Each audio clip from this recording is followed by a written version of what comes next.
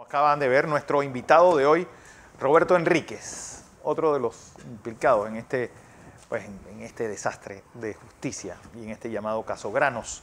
Pero hablaba ayer con él y ya no solamente lo dicho por Euro 14, sino que en este proceso hubo problemas, hubo también violaciones de forma. 30 de los implicados, de los 50 y tantos implicados, fueron indagados fuera de término.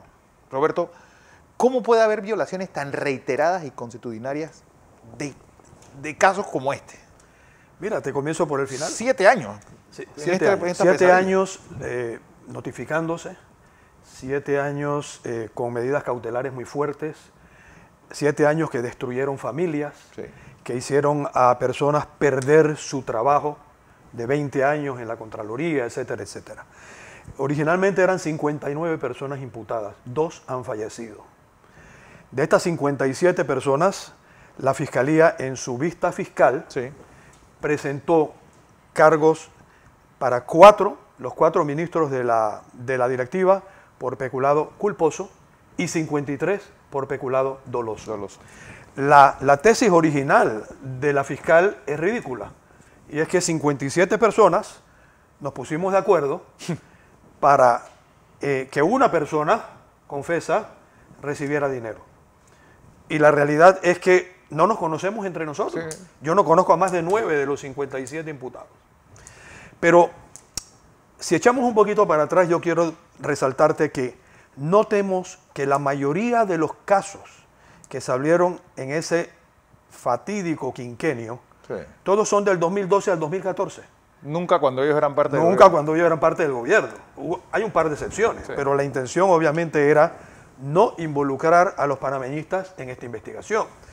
Lo que dijo Euro 14, que no lo vamos a profundizar porque aquí ya se ha dicho antes en otras entrevistas, no es si es verdad o no lo que él dijo en ese momento.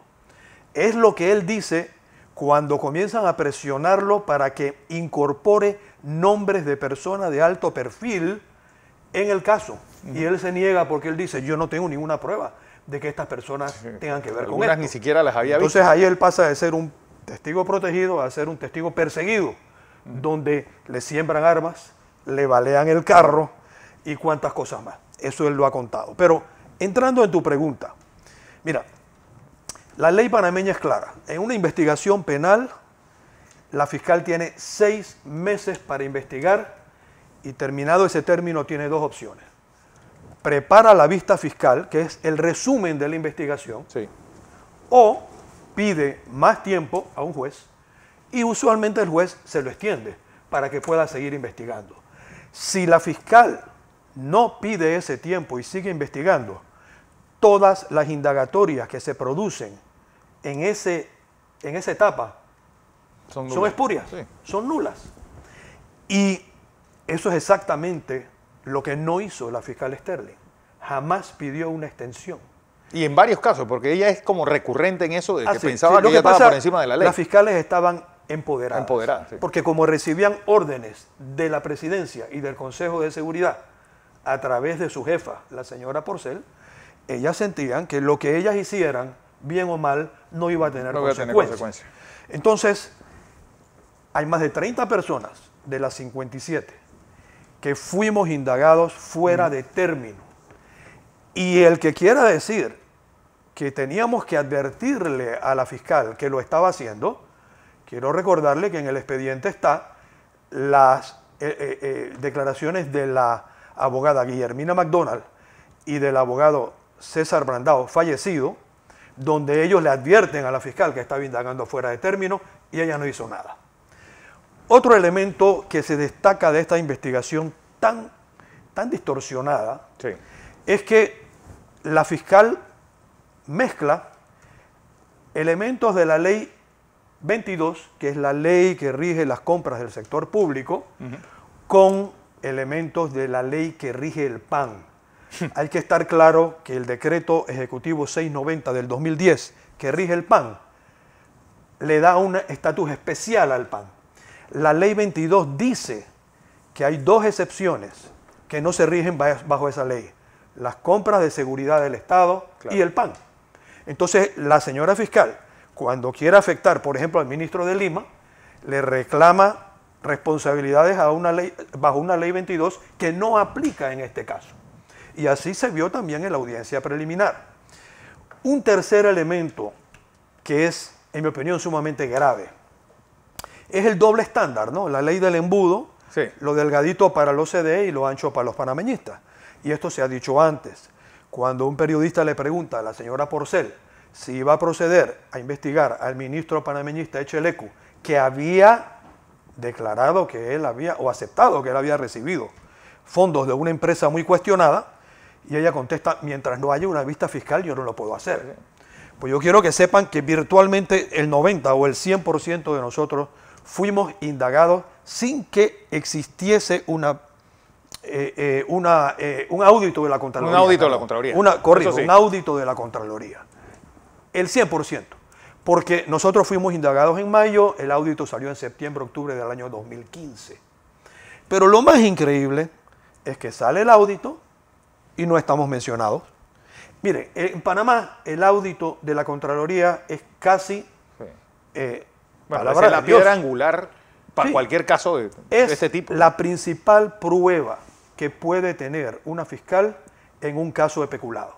Porque el audito que hace la Contraloría, si señala a una persona, Claro. lo que va a decir es esta persona, en efecto, sustrajo bienes del gobierno, Sí. del Estado, y por tanto le cabe responsabilidad. 11 personas naturales aparecen en ese audito de la Contraloría. 46 personas que estábamos sentados en esa audiencia no aparecemos en el audito de la Contraloría. José. Entonces, todas estas cosas y otras más, que por economía del tiempo no voy a mencionar, son parte de este caso Granos, armado exclusivamente para perseguir políticamente. Bueno, todo lo que hizo Saltarín fue exactamente, o los esposos Saltarín fue para esto. Así es. Es decir, que vamos primero, José. Primero me están pidiendo que mire la cámara. Sí. Sí, la cámara suya esa que la que frente. Ya no lo veo más a ustedes. entonces. No, que mire, oye, porque usted le está hablando a los oyentes. Vale. Eso es lo que me acaban de escribir aquí. Yo tengo, Roberto, 3 preguntas. Y lo hago en aras de, no solamente de defender los derechos suyos, sino los derechos suyos como ciudadanos. Y voy a ir por partes de la violación. Primero, en un proceso que se sigue una persona, hay un tiempo para investigar. Si un fiscal quiere extender el tiempo, tiene que pedir autorización para eso. Si no lo hace, todo lo que el fiscal haga de ahí para adelante es ilegal. Es un fallo, en el caso del Molino, que se estableció sobre eso.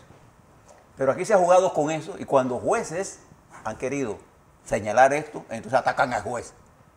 Pero el juez es el controlador de la legalidad. Entonces, en su caso, se indagó fuera del tiempo. Pero además, ¿cómo se podía indagar a alguien sobre una lesión patrimonial si no había una auditoría? Porque la auditoría es la piedra angular, la estrella de la prueba de que ha habido o pudo haber. ¿Cómo puedes inventar un caso de nada? Claro, es decir, yo supongo que algo está pasando raro ahí. No Eso no importa existe. que yo diga aquí que algo tal, si no hay una auditoría, no se puede proceder. Lo que era cierto para otra persona es cierto para ustedes también. Es cierto para mí, es cierto para Fernando, es cierto para usted que no está aquí. Entonces, a ver, para que nos aclare esto. Tiempo y auditoría. Porque usted tiene el derecho, si usted es funcionario público y lo van a acusar de algo, y hay un tiempo, y se pasa el tiempo, y usted es indagado sin que el fiscal tenga autorización en tiempo, todo lo que el fiscal haga de en adelante es ilegal. En Tendría que efecto, sustraerse. es así. 6 meses es el término que da la ley para que la fiscal culmine su investigación. Y puede acudir a un juez. Pero tiene que acudir. Y tiene que acudir a un juez. En el caso Y el suyo no juez, acudió. de ninguna manera, nunca acudió. Ella puede incluso acudir a un juez y pedir que el caso sea declarado causa compleja y le dan todo el tiempo del mundo, pero nunca lo hizo. Y por tanto, el caso se inicia en agosto, finales de agosto del 2014, por cierto, Sí, un como mes una después. noticia criminis sembrada En el por diario el de la hermano del presidente de la República. Y a paso seguido, como ya se ha dicho, llega un señor, David Hidalgo Padilla, que da como su domicilio cuando pone la denuncia El Consejo de Seguridad. una institución de seguridad del Estado. Y además de eso, Roberto, no había audito cuando usted fue. No había audito. El audito salió 4 o 5 meses después que nosotros fuimos indagados. Y usted no estaba mencionado. Ni 46 personas no estamos mencionadas en el audito. Pero también encima, es decir, un contrato que tenía vigencia de 3 meses cuando llegan. Es que hay otro detalle que quiero resaltar, ¿ve? Ahora que me acabas de hacer esa pregunta. Es que realmente otro de las malas intenciones de la señora fiscal es que realmente el caso Granos es una mezcla, una ensalada perversa de 2 situaciones. Una situación es la compra de arroz a través de órdenes de compra que se hicieron para componer las bolsas de comida que se entregaban cuando había desastres naturales, cuando alguna institución requería, Sí. etcétera, etcétera. Todas esas compras se hicieron por menos de $300,000 cada una. Claro. Nunca llegaron a la directiva, por ley. Es decir, la ley 690. Y eso es así desde los tiempos de Endara, porque estas compras, Voy a eso, eso yo creo que es importante decir. Voy a eso. Sí, las compras se han estado haciendo durante toda la vida, pero lo importante en este componente de las compras de arroz es que se hacían en órdenes de compra por menos de $300,000. Y por ley del PAN, decreto ejecutivo 690 del 2010, no llegaban a la directiva, no requerían ni conocimiento ni aprobación de la directiva. El otro componente es el componente noble que se venía haciendo de los tiempos de Endara, que es la distribución de arroz, lenteja y poroto en las escuelas de pobreza y pobreza extrema de Panamá, para que los estudiantes de estas escuelas de escasos recursos pudieran garantizar por lo menos un almuerzo caliente al día. Ese era un solo proyecto y la directiva tenía la responsabilidad solamente de aprobar o rechazar los proyectos que el director ejecutivo nos presentaba en las reuniones mensuales. Roberto, ¿por qué le traigo esas 2 preguntas? Porque este no es un caso único. Le voy a contar otro que conozco, en la que el Sin caso audito. Helicóptero, Sí. no, el caso de helicópteros. Sobre todo el caso de helicópteros cuando se trataba de transporte de personas que tenían problemas porque estaban en caso de muerte y se usaba el sistema para. 1. El fiscal indaga después que se le ha vencido el tiempo sin tener el tiempo de adición. Bienvenido Eso al es club. una ilegalidad. 2. El audito que sí existía, que tenía la Contraloría, tenía una nota del director de Aeronáutica Civil encargada de ese momento en que decía que la bitácora de Aeronáutica Civil no servía para determinar el tiempo de vuelo, porque se utilizaba solo y exclusivamente para pagar el impuesto de sobrevuelo. Entonces, yo podía contratar un helicóptero hoy para ir a Chiriquí y cuando salía del radar no había tiempo, pero yo podía preparar el helicóptero allá y tener tiempo. Claro. La auditoría había demostrado, ellos mismos en los documentos, examinándolo detalladamente, que todos los vuelos se hicieron. Entonces inventaron la teoría del sobrecosto, que no existió, porque esto se maneja.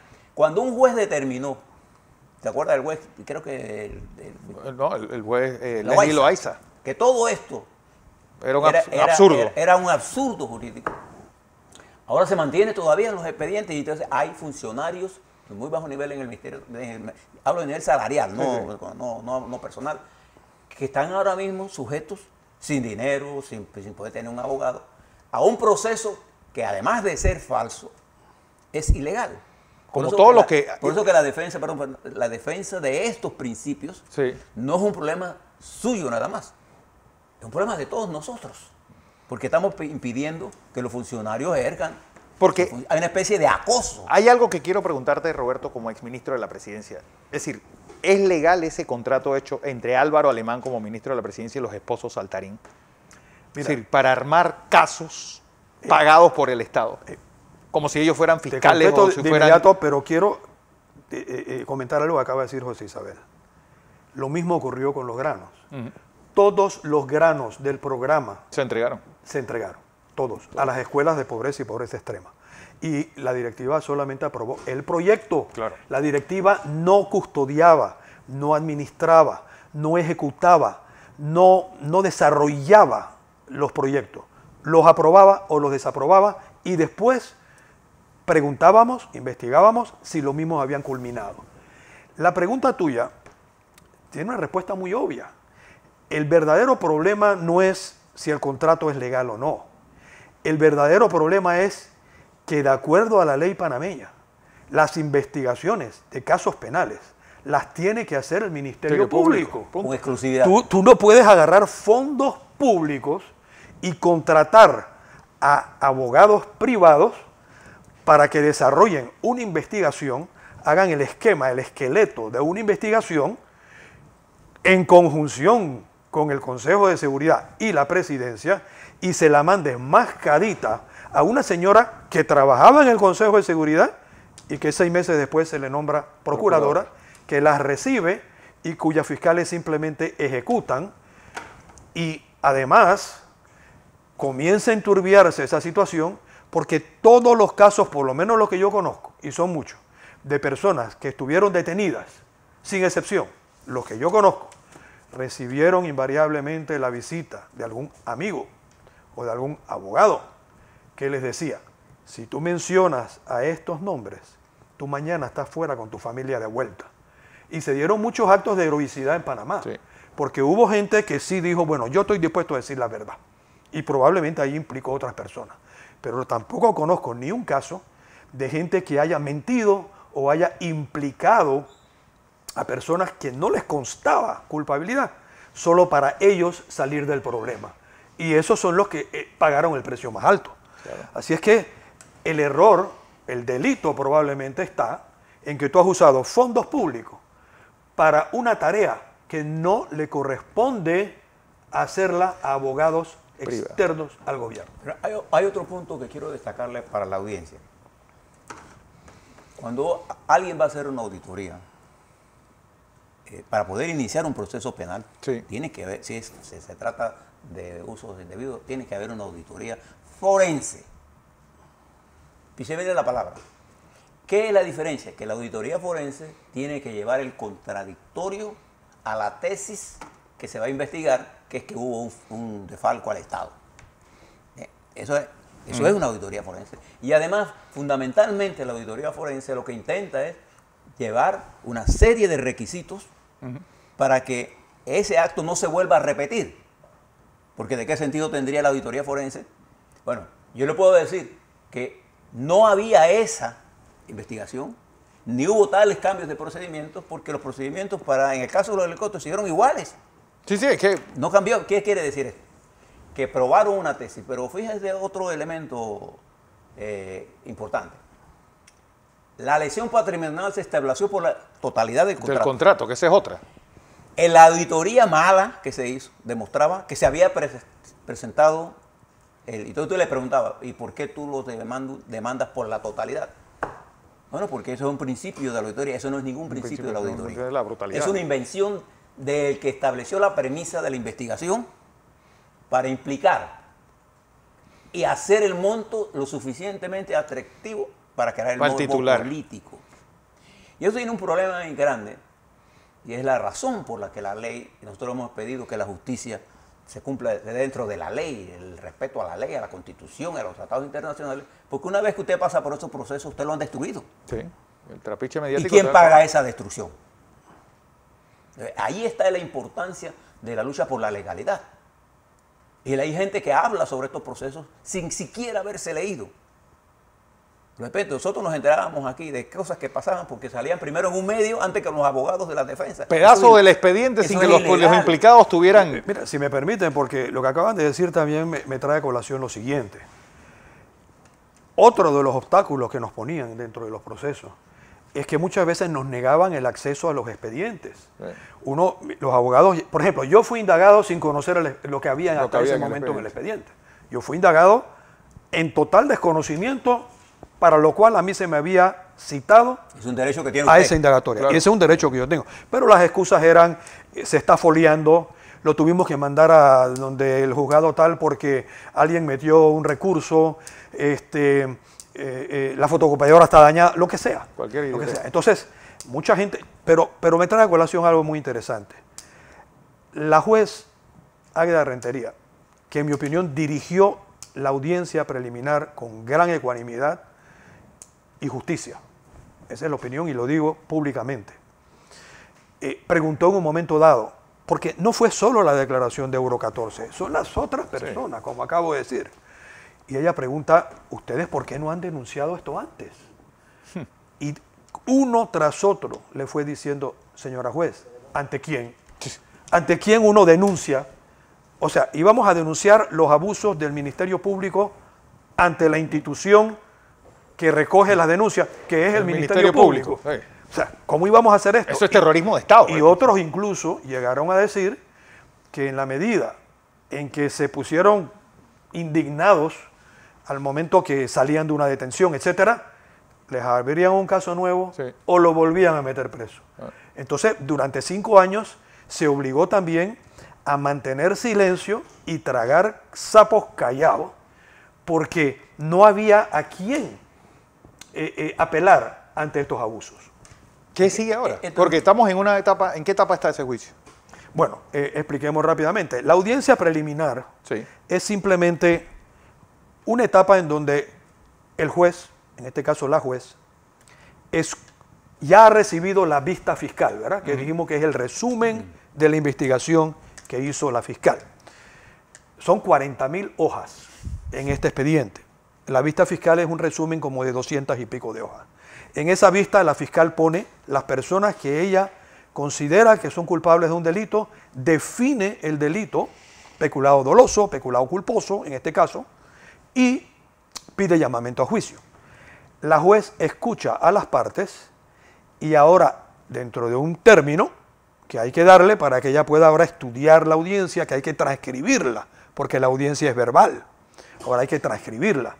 Y ella estudia el caso y ella se pronunciará diciendo simplemente, yo considero que estas personas les cabe responsabilidad y deben ser llamadas a juicio y estas otras no. Eso es la audiencia preliminar. Aquí todavía no estamos ante un juicio. Me has preguntado yo qué espero. Sí. Mira, yo creo que sí ha habido un cambio notable cuando cambió el gobierno. Claro. Por lo menos en otros tiempos, en esta audiencia hubiéramos tenido las unidades móviles de las televisoras Claro. estacionadas, ¿verdad?, en la corte. Nos hubieran... Una presión sobre la juez. Exactamente. Claro. Es más, vamos a decirlo sincero, hubiéramos sido condenados en algunos medios antes de entrar. Antes de entrar. Porque eso es lo que pasó por 5 años, ¿no? Eso ha cambiado. ¿Cuál es mi deseo, mi anhelo? Mira, el que cometió un delito tiene que pagarlo. Y eso te lo ha dicho Lucy Molinar, te lo ha dicho todo el que ha pasado por aquí. Pero también el que ha sido involucrado en esto por persecución política. Yo espero que exista la valentía, el coraje en el sistema judicial para separar el polvo de la paja. Y hay mucha gente inocente involucrada en estos procesos. No, pero cuando dices el que ha cometido un delito que pague, pero delitos también de forzar estos casos. Pues que ahí hay delitos. Ahí hay delitos. Y ya, mira, hasta tal punto que ha sido acogida la denuncia que puso la exministra Lucy Molinar Contra 4 contra 4 fiscales. Ya ha sido acogida. Tú sabes que usualmente estas instituciones, si no ven mérito Ni en siquiera una te- denuncia, no te la cogen. Yo quiero plantearle a la audiencia, Fernando, y aquí al debate, lo siguiente. A mí lo que me preocupa es que el sistema, los jueces en particular, están bajo presión permanente. Sí. Entonces consideran que, bueno, sí, vamos a hacer, en este caso, si usted ve, el juez ve violaciones claras, hombre, no tiene por qué haber proceso. Sí. Punto y se acabó. Pero la presión mediática lo lleva a llamar gente a juicio. Yo le puedo decir a los jueces que hay centenares de personas panameñas que han sido llamadas a juicio, que no tienen nada que ver con eso. Funcionarios públicos de bajo nivel, de bajo ingreso, no tienen nada, que se mueren de angustia por los procesos ilegales que le han montado y siguen los procesos.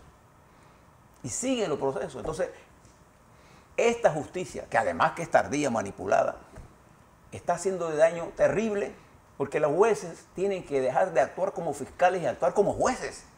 Ustedes son los controladores de la legalidad. Si la fiscalía, cualquiera que sea la fiscalía, comete un error de forma y de contenido en un expediente, ese expediente tiene que ser rechazado. No, pero es que ocurre eso y vienen ahora las apelaciones. Sí, y estamos 4 años más con pero este subidera y bajadera de escalera. Yo te hablo de varias cosas. Yo me he leído auditorías que nosotros hicimos aquí un reto. Son una vergüenza. Traigan a los auditores para que discutamos esto con el señor Humbert de Contralor. Y nunca se atrevieron a hacerlo. Porque no eran auditorías forenses. No lo eran.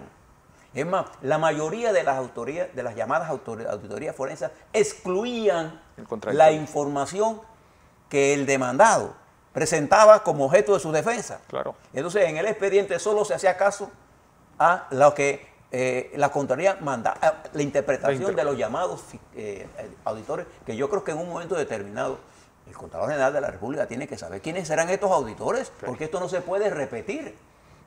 No se puede repetir que usted comience procesos sin auditoría, porque esa es la pieza fundamental. Después armas las auditorías en base a lo que creen que hicieron en el expediente. ¿Cuál es el resultado de esto? No solamente el daño que le hacen a Roberto o al que le hacen a los demás, no, el daño que le hacen a los funcionarios públicos que tienen temor. Entonces, ¿qué pasa? El gobierno se atrasa cuando estos temores se impulsan, y no solamente hay gente con intención de impulsar y de hacer acusaciones para una especie de terrorismo, de acoso a los funcionarios públicos, y nosotros no salimos a defenderlo porque cada cual está tirando para ver a quién beneficia. Entonces, aquí lo que importa, todos, es el derecho que tienen todos los ciudadanos panameños, todos, a que sus procesos, cualquiera que sea, se den en el marco de la ley. Pero la ley, a la incluso Constitución, un principio universal que es el de la presunción de inocencia. No se da. Que no se ha dado en ninguno de estos casos de los llamados de alto perfil. Que esa es otra. Sí. Bueno, y además está prohibido que los medios estén publicando expedientes, porque el artículo 22 de la Constitución y el principio general que se establece en el sistema penal acusatorio le prohíbe estar pasando por encima de la presunción de inocencia. Y usted ve aquí gente charlatanes en todo, diciendo este robó, y sin probar nada. Hasta el momento en que la libertad de expresión es una cosa, la libertad de prensa es una cosa, que no puede estar en contradicción con mi derecho a la presunción de inocencia frente a cualquier acusación que me haga. Bueno, lo cierto es, ¿qué debe o cuándo debe la jueza fallar en base a lo que ha visto la semana pasada? Ella tiene un caso anterior y además informó también que ahora hay que transcribir 5 días de audiencia, ponerlos en papel. Y aunque no dio una fecha definitiva, yo le pregunté a mi abogado en base a su experiencia y él estima que probablemente 2 a 3 meses.